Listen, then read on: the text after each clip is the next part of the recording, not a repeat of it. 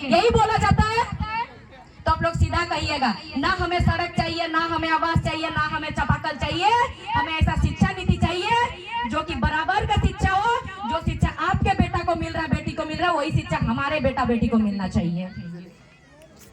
ये चीज तो बोलने सकिएगा कि अभी भी चुपचाप बैठे रहिएगा। फिर पूछिएगा कि कैसे बराबर का शिक्षा होगा, सरकारी स्कूल में तो पढ़ाई नहीं होता। अरे पढ़ाई कहाँ से होगा, टीचर ही नहीं है। टीचर है क्या?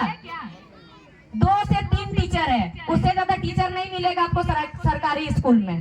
तो पढ़ाएंगे इतना बच्चा में, इतना स्टूडेंट में। हमारे पास वाला जो गांव है उसमें 1 से 8 तक स्कूल है, एक ही टीचर है। तो अब बताइए कहाँ से पढ़ाई होगा।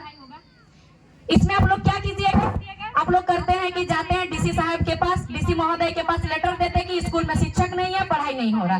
वो महोदय क्या करते हैं, आते हैं गांव आकर के देखते हैं कि स्कूल में पढ़ाई नहीं हो रहा। और जिस दिन डीसी महोदय आएंगे उस दिन लाइन से बच्चा बैठा हुआ रहेगा, और दिन पढ़ाई भी सही सलामत होगा, खाने पीने भी मिलेगा। लेकिन डीसी साहब चले गए, उसके बाद खत्म, पढ़ाई लिखाई कुछ नहीं होता वाला। बदलाव तब होगा, समान शिक्षा तब मिलेगा जिस दिन वो डीसी साहब जो चेक करने के लिए आएंगे, यहाँ निरीक्षण करने, उनका बेटा भी उसी सरकारी स्कूल में पढ़ेगा। क्योंकि उनका बेटा को भी तो शिक्षित करना है, उन्हें शिक्षा तो देना है उनका बेटा बेटी को, वो शिक्षा तो देंगे ही। ऐसे तो मूर्ख नहीं रखेंगे जैसे हमारे बच्चे पढ़ते हैं सरकारी स्कूल में। तो जिस दिन बड़ा बड़ा विधायक, सांसद, डीसी, एसपी, सरकारी पदाधिकारी जितने भी है, खराब लगेगा, सही बात बोल रहे हैं, सबके बच्चे सरकारी स्कूल में जिस दिन पढ़ेंगे, आपका बच्चा जिस स्कूल में पढ़ रहा है उसी स्कूल में पढ़ना चाहिए और एक ही क्लासरूम में बैठना चाहिए। उस दिन से समान शिक्षा मिलेगा सबको, नहीं तो समान शिक्षा किसी को नहीं मिलेगा। और अगर बोलेगा ये पॉसिबल नहीं है, ये नामुमकिन है, अगर नामुमकिन है तो जितने भी सरकारी पदाधिकारी है, आप लोग सरकार से अपना सरकारी काम से इस्तीफा दे दे। जितना विधायक, सांसद है, अपना आप जो संविधान पद पे बैठे हैं उसको इस्तीफा दे, अगर अपना बच्चों को हमारे बच्चों की जैसा शिक्षा नहीं दे पाएंगे तो।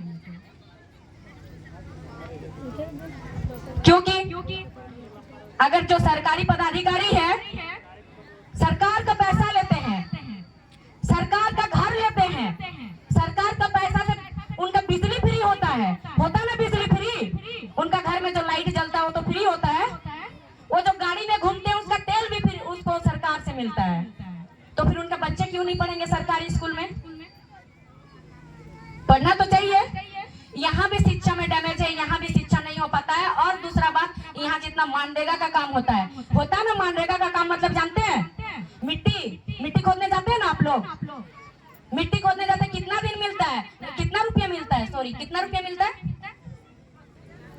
250 रुपया मिलता है लगभग।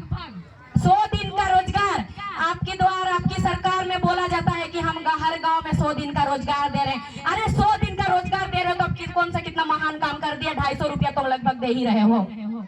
क्या सरकारी रेट 250 रुपया है? 250 रुपया दिया जाता है। 100 दिन जाइए मिट्टी खोदने, इसका मतलब देखिए कि इस जाल में बिछा हुआ है। एक तो स्कूल में पढ़ाई नहीं होगा, ऊपर से 100 दिन का आप रोजगार करने जाइए। 100 दिन का रोजगार करके आप मिट्टी खोदिए, मिट्टी खोदने के बाद आपका कमर तो डैमेज होगा ही। अभी मिट्टी सूखा हुआ है, खोदने जाइएगा, कमर डैमेज होगा कि नहीं होगा? कमर पड़ेगा कि नहीं पड़ेगा कमर। और वो 250 रुपया में आपका घर का राशन कीजिए, राशन पानी जो कुछ भी होता है, जितना खर्चा होता है, और उसमें से फिर आपका कोई रिश्तेदार घर में शादी ब्याह है तो उधर भी जाइए, और भी बहुत प्रकार का खर्चा होता है। अगर थोड़ा बहुत आप बचा के रखिएगा, बच्चा को पढ़ाएंगे, वो पैसा 100 दिन का खत्म होते होते आप हॉस्पिटल में जाके दीजिए। आपका कमर तो टूट जाएगा, आपको हॉस्पिटल में जाके तो पैसा देना ही पड़ेगा। इसलिए देना पड़ेगा क्योंकि आप सरकारी अस्पताल में हम इलाज नहीं करवा सकते। सरकारी अस्पताल में कुछ सुविधा है नहीं, खाली नाम का सरकारी अस्पताल है, सामने तो है नहीं, है दूर में। दूर जाइएगा, वहाँ कुछ होता नहीं है इलाज। अगर किसी का घर में गर्भवती महिला है तो उसके लिए और दुर्भाग्य की बात है। अगर अभी कोई माँ बच्चा को जन्म देने के बाद मर जाती है तो इसका कारण यही है कि हमारे सरकार दोषी है और उससे बड़ा दोषी हम लोग हैं। क्योंकि हम लोग सवाल नहीं करते हैं। जो आप सरकारी अस्पताल खोल के रखे हैं, सरकारी अस्पताल में क्या उसी अस्पताल में आप अपना परिवार का भी इलाज करवाते हैं? करवाते हैं क्या? नहीं करवाते हैं। अरे विधायक संसद तो दूर का बात है, जो डॉक्टर है ना, वहाँ पे जो डॉक्टर बैठते हैं होता है? होता है क्या इलाज? नहीं होता है। तो फिर कैसे जो माता हम लोग को कुछ भी योजना वगैरह, लेकिन हम लोग सवाल नहीं करते ये योजना आ रहा है कहाँ से, कैसे आ रहा है, सरकार का कौन कौन सा फंड है, किसमें कितना पैसा आ रहा है, कितना वो खर्चा कर रहा है, कितना वापस कर रहा है, हम लोग इसका हिसाब कभी मांगते नहीं है। अगर पूछिएगा कि हम लोग किससे हिसाब मांगेंगे? आप लोग जिला परिषद वोट देते हैं ना, जिला परिषद का त्रिस्तरीय चुनाव होता है। एक होता तो अभी लोकसभा चुनाव आ रहा है, एक विधानसभा चुनाव होगा, और एक मुखिया, सरपंच और जिला परिषद चुनते हैं ना आप लोग। ये जो चुनते हैं ये आप लोग अपना खुद का अगल बगल का गांव के लोगों को ही चुनते हैं ना। तो जिला परिषद का जो पूरा जिला में जितना जिला परिषद होते हैं उनका एक होता है, क्या होता है?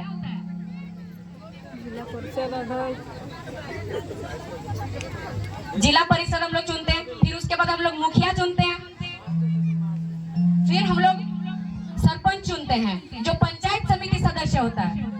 पंचायत समिति सदस्य अगर पूछेगा कि हम लोग सवाल कैसे करेंगे ब्लॉक जाके बीडीओ सर से, तो बीडीओ से हम लोग सवाल अगर नहीं कर पाएंगे, वो पढ़ लिख के आए हैं, वो कहेंगे हम पढ़ लिख के नौकरी किए हैं, तो हम लोग अपना पंचायत समिति सदस्य उनसे सवाल कर सकते हैं कि हमारा प्रखंड में कितना फंडिंग आ रहा है और कौन सा फंड में कितना पैसा आ रहा है, कितना खर्चा किए और कितना वापस किए। पूछ तो सकते हैं, सवाल तो कर सकते हैं ना। फिर पंचायत समिति सदस्य को कहिएगा कि आपने जो पूरा प्रखंड में प्रमुख चुना है, उस प्रमुख को जाके आप कहिए और अब बताइए ये काम प्रमुख का है, हमें जानकारी होना चाहिए। अगर आप वापस किए तो कितना वापस किए और क्यों वापस किए, आप खर्चा क्यों नहीं किए। आप लोग को अभी जितना महिला समिति है विशेषकर, देखिए दादा लोग जितना है, काका जेठा लोग, अभिभावक जितना है, आप लोग हमेशा भैया लोग का जहाँ भी प्रोग्राम होता है दूर दूर भी आप लोग जाते हैं, जा पाते हैं। विशेषकर जितना महिलाएं हैं, ये बहनें हैं, हमारी माताएं हैं, ये लोग नहीं जा पाती है। इसलिए नहीं जा पाती है, सबसे बड़ी बात तो है आप लोग कहते हैं कि अरे आप लड़की हो, आप वहाँ जाके क्या करोगी, कहते हैं ना आप लोग, यही चीज कहते हैं, ये सच है। आप लोग कहते हैं कि आप लड़की है, आप वहाँ जाकर के क्या करेगी, तो आप लोग याद कीजिए वो विधानसभा घेरा, वहाँ 2 ही लड़कियां थी। अगर उस दिन 200 लड़कियां रहती तो उसी दिन विधानसभा के अंदर घुस के वहाँ से नियम नीति बनवा के वापस आ जाती। महिलाएं इतना जिद्दी होती है। अगर किसी का घर में जमीन का बंटवारा होता है दो भाई में, तो उसमें भी सबसे पहले अगर किसी एक का कम हो जाता थोड़ा, तो सबसे पहले महिलाओं का आवाज होता है, क्यों देंगे ज्यादा उसको, मेरा हम क्यों लेंगे, मेरा बेटा का घट जाएगा। आता है ना आवाज?